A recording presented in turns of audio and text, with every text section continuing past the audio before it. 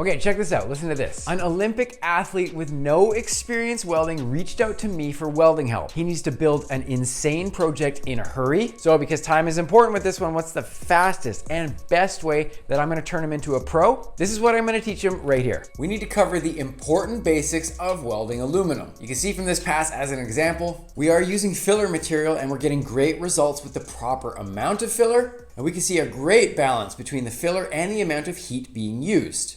The edges of this welding here, everything is blending in nice and smooth. And you can take a look at it here, you can see that everything has really good puddle definition.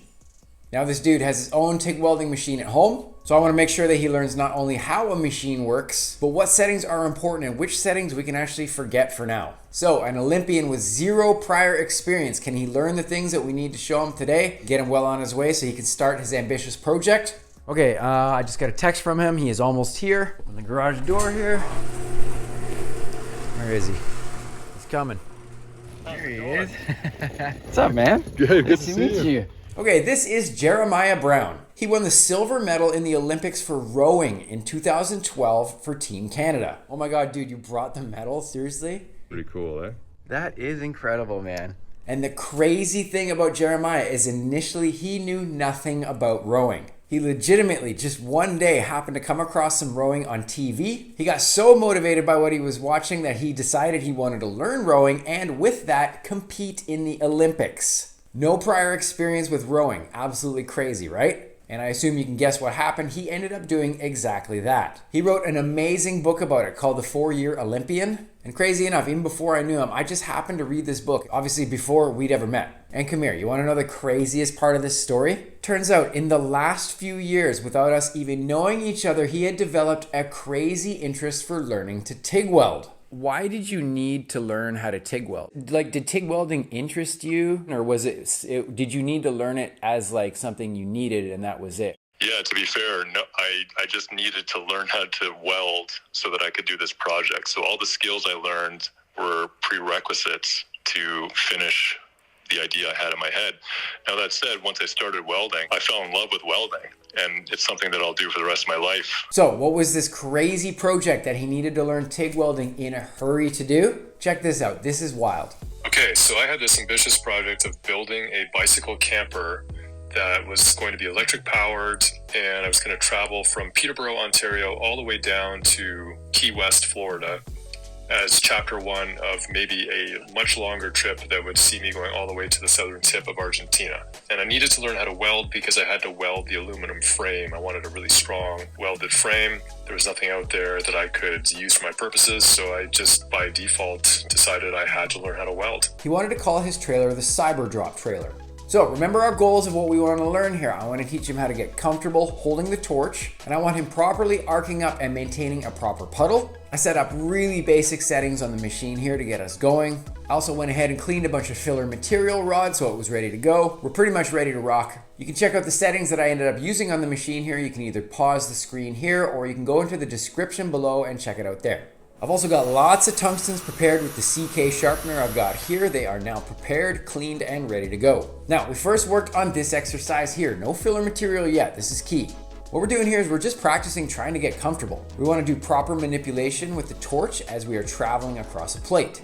I'm trying to show him how to be consistent with standoff distance or arc length, whatever you want to call it. Basically, just the distance between the tip of your tungsten and the surface of your workpiece. Okay, when people start with this exercise learning, here's the most common mistake that happens. This is essentially where they start in nice and close with their standoff distance or whatever, but as they start moving, they start to drift further and further away, increasing or changing this distance. Obviously, this is gonna cause all kinds of problems if this happens. Okay, this is bad. What we want is we want the tip of the tungsten to be consistent with the standoff distance, and we want it to be controlled from the start to the finish of the pass.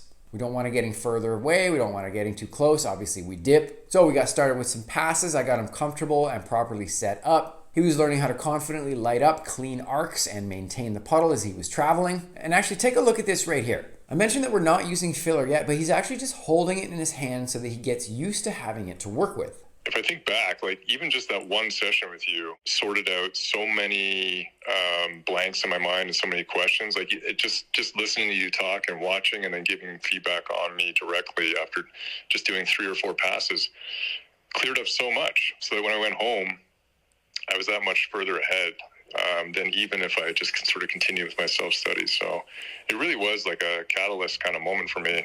And yeah, I appreciate you, man. That was a great day. So if you wanted to get into building this ambitious project, we needed to get into actually working with filler material ASAP. So far, we've been over the basics and fundamentals of how to get a good arc and maintain it as you are traveling. You can see the beginner passes of what we learned look pretty good. We were all happy with these. I'm really happy with the results that we got when we started out with these exercises. Now, at this point, with this confidence built up, adding filler material to the mix makes way more sense, and he did a fantastic job with it. You can see that we learned as we went with each pass, and then the results that he ended up getting looked really good. I was really happy with it. Being able to sit side by side with somebody, literally cheer them on as they were doing it. It was really fun to flip up the hood, see the results of what we did, and be right there to congratulate him and make him feel proud of what he'd done. Not a lot of people take the amount of time that we did to get into the fundamentals and learn the basics. He was much more stable with his welding. He was much more consistent and controlled with his standoff distance, especially as he was traveling. He was adding the filler material correctly, just like we want. I was really happy with what he was doing.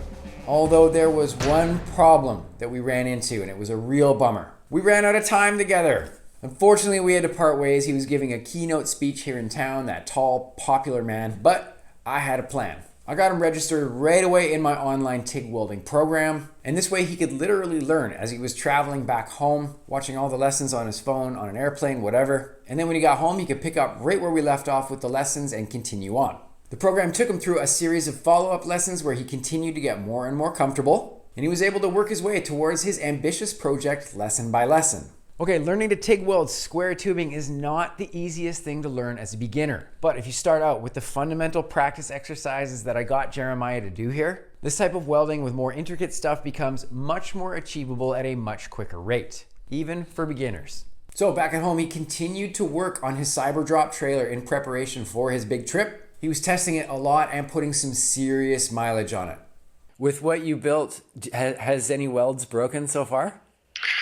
All the welds have been fine. Yeah, no cracks. And it's 2,500 miles all the way down the Atlantic coast. It's taken a beating. Other things have given me issues, like I've broken spokes on wheels that are a bit underbuilt for the trailer. But yeah, the welds are holding great. So Jeremiah continued to travel and continued to work on this thing. He would fix and rework parts to his liking as he found needed. And when it came to constructing the frame and welding it out of aluminum, he put in the work to do it. He worked his ass off with all the exercises that we did in the program. He had a ton of great questions to ask how he could do the best job he could with putting this thing together. He practiced lots of joints that were on plate in the program, as well as lots of joints that were specific to the type of work he would actually need to do for his project. And after building one of the most clean and well-built camping trailers, or whatever you want to call it, he was off on his adventure. And right now, as I record this episode, he is still out there somewhere on this adventure. It's been how long now? Like combined, close to 6 months now. Like since September. Yeah. Which surprises me. It doesn't feel like that long. And do you want to know one of the craziest things that happened to him? He's had so much interest from other people about this rig that he built that he's now considering actually building a company and starting to manufacture these things. His interest in TIG welding started out as just that. It was just an interest. Probably similar to what you or I went through with TIG welding when we wanted to learn it to make a project or something like that. And then it turned out to be the most incredible experience of learning something. And then it literally, no joke, changed the career plans that he had in life. I've said it many times on my channel here before, but learning to TIG weld can change your life. Whether taking a class to learn how to do it or an online program like what I offer on my website, you can completely change what you are capable of doing. Build a crazy project, start a business, literally anything you like. Get inspired by Jeremiah's story here. It's so incredible to see what people get up to after they finish learning how to weld. Very excited for what's ahead of him, and I'm really happy I got to play a part in helping him make his dream come true. I just love the flow state that you get into, and there's something so meditative about it and so enjoyable. Calming. Like you can go get a massage, you can do meditation. Why not just weld?